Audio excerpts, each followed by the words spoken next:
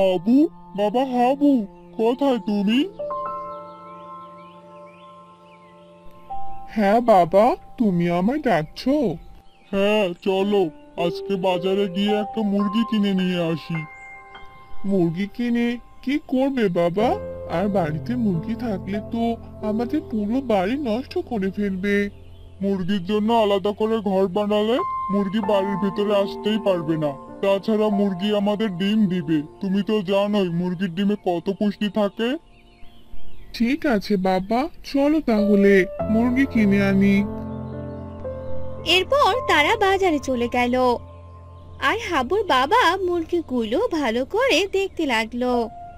হ্যাঁ দাদা, এই মুরগিগুলোর দাম কত? বেশি না দাদা, 400 টাকা করে। অনেক ভালো মুরগি, এগুলো আমার খামারের মুরগি। মুরগিগুলো কতদিন পর ডিম পাড়া শুরু করবে? এই তো 2-3 দিন পরেই ডিম পাড়বে। তাহলে তো ভালোই হলো, আমাকে এই মুরগিটা দিন। এরপর লোকটি হাবুর বাবাকে মুরগিটা দিয়ে দিল। আর হাবুর বাবা লোকটিকে টাকা দিয়ে সেখান থেকে চলে গেল। এরপর বাড়িতে এসে মুরগির ঘরে মুরগিকে রাখে। এই ঘর কবে বানালে শুনি? তোমরা চলে যাওয়ার পর মুরগির ঘরটাকে বানিয়ে নিলাম। একজন দাদা এসে বানিয়ে দিয়েছে, তাকে আমি টাকা দিয়ে দিয়েছি। বেশ ভালো করেছো, এরপর থেকে মুরগিকে খাবার দিতে হবে। ও তুমি চিন্তা করো না, আমাদের হাব্বু এই কাজগুলো করে নিবে। এবার তোমরা হাত মুখ ধুয়ে এসো, আমি তোমাদের খেতে দিচ্ছি। তারপর হাবু ও তার বাবা হাত মুখ ধুয়ে আসে আর খাবার খেয়ে নেয়।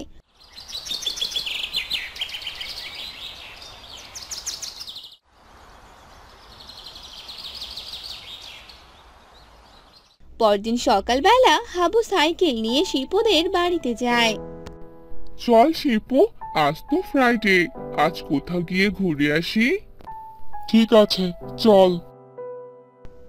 এরপর শিপু হাবু সাইকেলের পিছনে বসে আর হাবু সাইকেল চালাতে থাকে। তারা যেতে যেতে এক জঙ্গলের কাছে চলে আসে। ওই দেখ হাবু, জঙ্গলের এখানে নিয়ে এলি কেন? আরে তুই তো এই জঙ্গলটাতে কখনো আসিসনি, তাই তোকে নিয়ে এলাম। চল ভিতরে যাই। না না, ভিতরে যাওয়া যাবে না, ভিতরে সাপ আছে। আরে শিপু, কোথাও সাপ নেই, চল আমার সাথে। এরপর তারা ভেতরে যায়।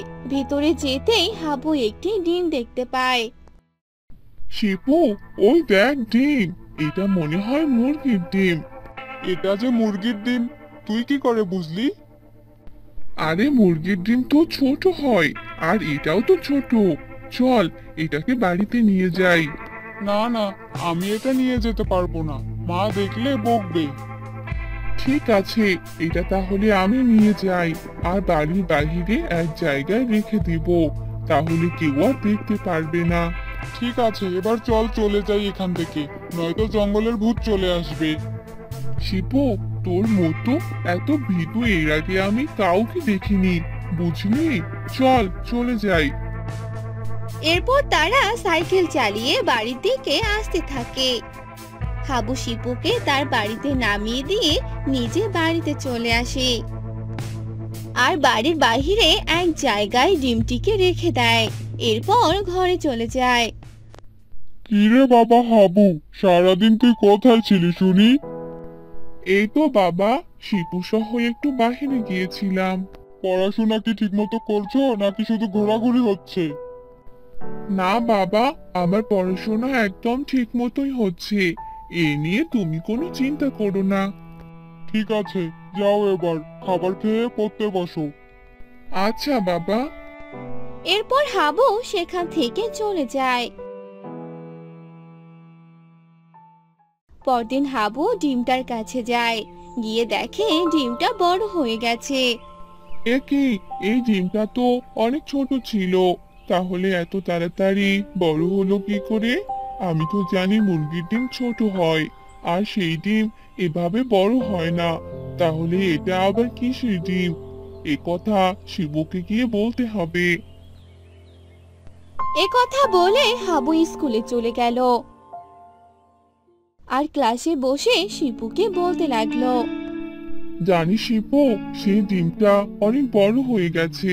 আমার মনে হয় ওটা মুরগির ডিম নয়। তাহলে এক কাজ কর হাবু, তুই বরং এই ডিমটা ওই জঙ্গলেই রেখে দিয়ে আয়। না না, ডিমটা বরং ওখানেই থাক। আমিও দেখতে চাই ওইটা কিসের ডিম। এরপর তারা ক্লাস করে বাড়িতে চলে এলো। এভাবেই 2 দিন কেটে গেল। ডিমটা বিশাল আকৃতিতে পরিণত হলো। আর শিপু সেই সময় হাবুর বাড়িতে এলো।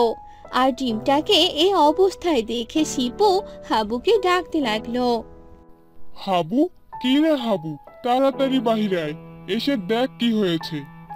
হাবু বাহিরে আসে আর হাবুর পিছনে তার মা বাবাও চলে আসে। এ কি বাবা, এত বড় ডিম তাও আবার এখানে এখানে এলো কি করে? তখনই সে ডিম ফেটে এক রাক্ষস বেরিয়ে এলো। রাক্ষসকে দেখে সবাই অনেক ভয় পেয়ে গেল। ওরে বাবা, এই যে এক রাক্ষসের ডিম ছিল। হাবু, এবার কি হবে বলতো? কতদিন পর ডিম থেকে বের হলাম, আর বের হওয়ার সাথে যে সামনে এত খাবার দেখতে পারবো তা আশা করিনি। এই রাক্ষসকে এখানে কে নিয়ে এসেছে? এবার তো আমাদের সবাইকে মেরে ফেলবে। চলো পালাই এখান থেকে। যখন তারা পালাতে যাবে ঠিক তখনই সেই রাক্ষসটি শিপুকে ধরে ফেলে। এবার আমি তোকে খেয়ে ফেলবো। আমার যে অনেক খিদে পেয়েছে। আহ আহ, ছেড়ে দে আমাকে। হাবু, বাঁচা আমাকে। আহ। হাবু কি করবে কিছুই বুঝতে পারে না। তখনই সে বাড়ি থেকে একটি বড় চাকু নিয়ে আসে আর রাক্ষসকে আঘাত করতে থাকে। ও, তাহলে এই ব্যাপার, তুই আমাকে মারতে চাইছিস? তাহলে তো আগে তোকেই খেতে হয়। এই বলে রাক্ষসটি শিপুকে ছেড়ে দিল আর হাবুর দিকে আসতে লাগলো আর হাবুর সাথে লড়াই করতে লাগলো। আহ, তোর এত বড় সাহস, তুই আমার শরীরে আঘাত করিস? এই বলে রাক্ষসটি যখনই হাবুকে আক্রমণ করতে যাবে তখনই হাবু সেই রাক্ষসের পেটে চাকুটি ঢুকিয়ে দিল। আহ আহ আহ। সেই রাক্ষসটির শরীর থেকে নীল রক্ত বেরোতে লাগলো আর রাক্ষসটি মারা গেল। ইয়ে, হাবু জিতে গেছে। রাক্ষসটি যে মরে গেছে।